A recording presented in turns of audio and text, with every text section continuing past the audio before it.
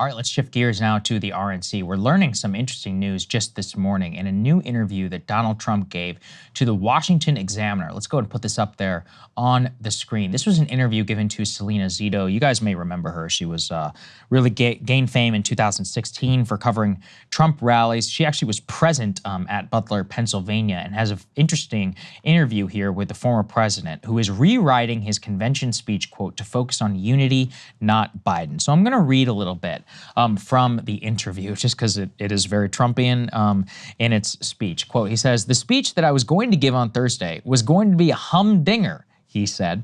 "Had this not happened, this would have been one of the most incredible speeches," he says, aimed, though, mostly at the policies of Joe Biden. "Honestly, it's going to be a whole different speech now," he says. He has switched from planning to excite his voter base to one that demonstrates his belief that the attack on him at a rally had changed the election and campaign entirely. Most Republicans and Democrats have now acknowledged that in the aftermath. Trump said people across the country from different walks of life and political views have called him and noted that he was saved from death because he turned from the crowd to look at a screen showing data that he was using in his speech. Quote, "That reality is setting in. I rarely look away from a crowd. Had I not done that in that moment, well, we would not be talking today, would we?" Talking as he boarded his plane, Trump then continued, saying his speech will meet the moment that history demands. "It is a chance to bring the country together. I was given that chance." And he said, "God alone prevented the unthinkable from happening." And he said, "Fear not." And again, he continued to invoke God for his deliverance. He says, "This is a chance to bring the whole country, even the whole world together. The speech will be a lot different." They asked him a little bit more about some of the events. He hailed Corey Contempore, the former fire chief who was shot and killed at the Trump rally. Trump said that his decision to raise his hand when the Secret Service was leading him off the stage was to let people know that he was okay and that America goes on, we go forward, and we are strong.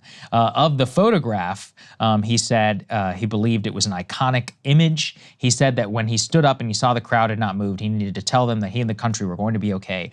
The energy coming from the people in that moment, they stood there. It's hard to describe what it felt like, but I knew that the world was looking. I knew that history would judge this, and I knew I had to let them know that we were okay. And so that's very interesting there to learn about the rewriting of the speech. It is one of those things that demonstrates how much an event like this can shake things up, not only in terms of how we internalize it, but for the candidate themselves. I mean, I was reading just this morning, Tucker Carlson gave an interview to Axios about Donald Trump in which he said that, quote, "Getting shot in the face changes a man." I think you can really say that. So, "Almost Dying rocks perspectives." It says Trump has shown little appetite for changing his ways previously, but his advisors tell us Trump plans to seize the moment by toning down his Trumpiness and dialing up efforts to unite a tinderbox America. Quote, "I think it's real," Tucker Carlson said, who is speaking, by the way, at the RNC, and says getting shot in the face changes a man. That is apparently something also echoed by others who spoke to Trump, who said that he seemed almost spiritual in the aftermath, and that's something that is definitely not normal for the former president. Let's go ahead and put this up there on the screen, too, about the politics going into the RNC. Trump currently is maintaining a major edge over Joe Biden in the Battleground States on the GOP convention. So this is from CBS News. So amongst choice for president, Battleground States, likely voters, Donald Trump, 50%, Joe Biden at 48%. Now, if you continue in battlegrounds, you actually look state by state.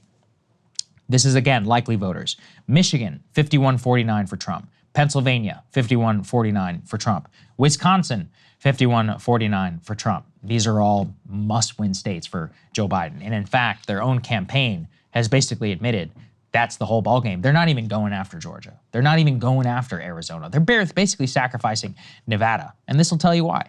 If you look at the likely voters for the polls there, Arizona, 51-49 for Trump. Georgia, 51-49 for Trump. Nevada, 51-49 for Trump. North Carolina, 52-48 for Trump. Now, don't forget, we've seen in the aftermath, New York is possibly in play there for Donald Trump. New Hampshire, possibly in play. You've got other states that look like it could be total blowouts. My state of Virginia, Virginia looks to be certainly in play for Donald Trump. You've got places like Colorado and others, places that previously were like red-ish, 10, 12 years ago, that are now being looked at.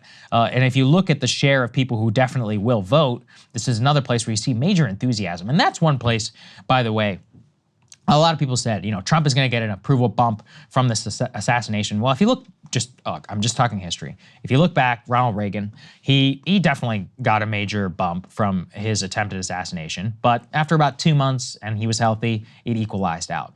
What I really think this will lead to is a genuine sense amongst a lot of Republicans who are like, hey, they tried to kill this man. I am actually going to crawl over broken glass to vote for him. So if the enthusiasm gap wasn't big enough already, I think what we're going to see is huge amounts of registered Republicans and others who, it may not even be swing voters, but all you need is for the Democrats to be depressed because their candidate is incredibly old, feeble, and barely capable of acting as president now, let alone 5 years from now.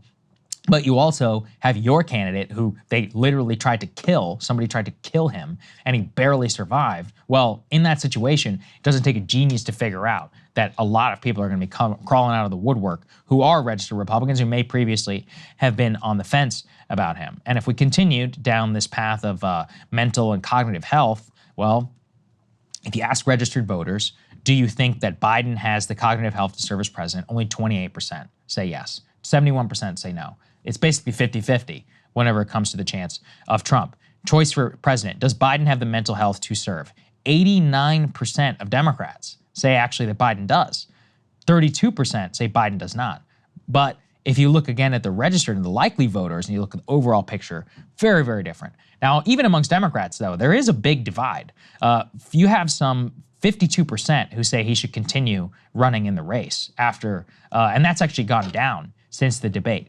They say he should step aside. They say 48%, so almost 50% of Democrats there saying he needs to go. Now, in terms of beating Donald Trump, voters have a pretty good insight into what's happening. They think that Kamala Harris, only 30% say that she would have a better chance. 32% say a worse chance. 37% basically say same chance as Biden. I think I kind of agree. Either it would be worse or maybe same just because of how badly Biden is doing right now. But here is the other fascinating thing, and keep in mind, this is before the assassination this poll was done.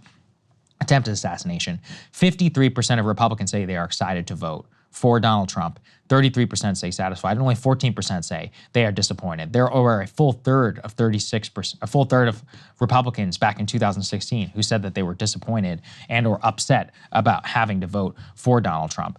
In terms of the VP, there is some interesting stuff here about how this is all going to play out. Keep in mind, this is before the attempted assassination, but he apparently was mulling a, quote, apprentice-style VP reveal at the convention. And considering the convention literally starts tomorrow and we still have absolutely zero idea about who it is, well, I think it does tell you a little bit about how he is keeping the suspense and was before all of this even happened.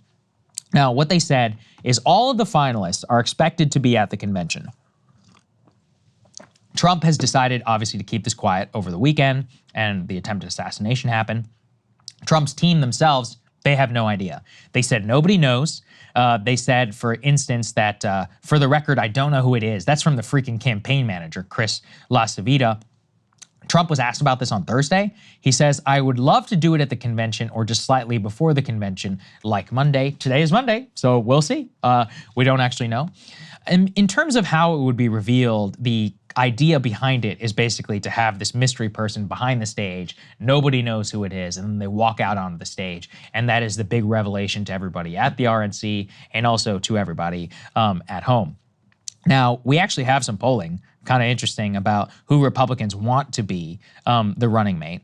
Now, amongst registered voters, 61% said they'd be enthusiastic or satisfied with Marco Rubio, 43% with J.D. Vance, 34% with Doug Burgum, 51% Tim Scott, 43% Nikki Haley, 31% Elise Stefanik. So that gives you a little bit of a sense of who people would be most excited about. I'm not sure I'd take it necessarily for granted just because I think whoever Trump picks, they're going to get an instant bump. Listen, there's been a lot of speculation about this. I have no inside information, zero. Personally, I've tried, don't worry, I've done my best. But from what we understand is that basically all three were in consideration as of not that long ago. Doug Burgum, Marco Rubio, and J.D. Vance all had interviews with Donald Trump at Mar-a-Lago. I think it was earlier this weekend.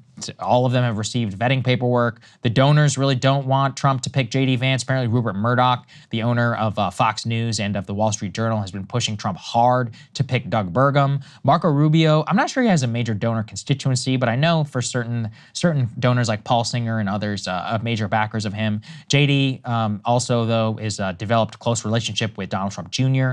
Some people have noted on the schedule, actually, that Donald Trump Jr. is scheduled to speak before the apparent vice presidential pick for Donald Trump. All of them bring their own, pluses and minuses to the ticket, and all of them have their own complications as well. So obviously, we're going to wait and see. Now, in terms of Trump is actually on the ground this morning in Milwaukee. He left yesterday. Let's put D2 up there, please, on the screen.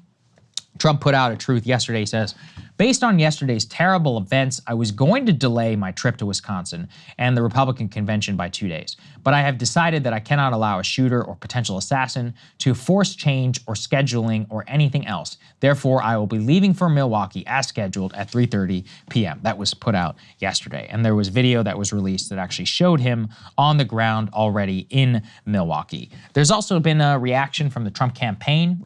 They've apparently put out a memo telling staff, quote, not to comment and to avoid dangerous rhetoric. So in this shift, campaign managers of the Trump campaign have called on the campaign to, quote, eschew dangerous rhetoric on social media in a missive sent on Saturday after the assassination.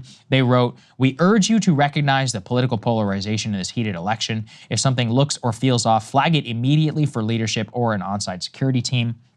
Do not comment publicly on the occurrence of today. We condemn all forms of violence, and we will not tolerate dangerous rhetoric on social media. So that obviously a bit of a shift in tone for the campaign, and they have very much an idea of what they're dealing with. And then finally, let's just check in with the RCP polling average again to look at where things stand. Let's put this right now. This is just general election. Overall right now, Trump leading by 2.7%. In the national polling average of everything that's been put out. Only one single poll that was conducted that, let's see, July 9th and 10th from NPR actually had Biden up by 2 points. Every single other one either had the race tied or Trump up by a minimum of 2 with an average of 2.7. So that obviously is absolutely shocking to have that happen right before the election. All of that to say is that in general, what we know from political science, at the Republican convention, you usually get a, quote, convention bump, 1 or 2 points. The reason, media focuses a lot on what you're doing. Now, there's not really a lot of evidence that it stays or makes any difference. There's not a ton of evidence that vice presidential picks matter all that much for the ticket. Trump's previous pick of Pence was an exception because he needed to satisfy a lot of those other Republicans. This time around, these people are going to follow him anywhere. Keep in mind, this also comes in the midst of an attempted assassination. So the best that they can really do is just capitalize on the sympathy that people have for Trump. His call for unity, I think it's probably a smart one, especially when you're in the leading position and you want to set yourself up for what the future would look like, on top of trying to contrast yourself with Joe Biden. The central thing here is that dissatisfaction with Biden is policy-oriented, but a lot of it is just age too. So the more that you can just look vigorous, and what's more vigorous really than surviving an attempted assassination, probably better off you're gonna be, especially with every camera in the world that is aimed straight at you. So as I said, we've got our own Emily Jasinski. She's on the ground in Milwaukee. She'll be doing interviews and other things for us, and we'll be highlighting her throughout the week here on the program. Thank you to our premium subscribers, by the way, for supporting that. Hey, if you like that video, hit the like button or leave a comment below. It really helps get the show to more people. And if you'd like to get the full show ad-free and in your inbox every morning, you can sign up at breakingpoints.com. That's right. Get the full show, help support the future of independent media at breakingpoints.com.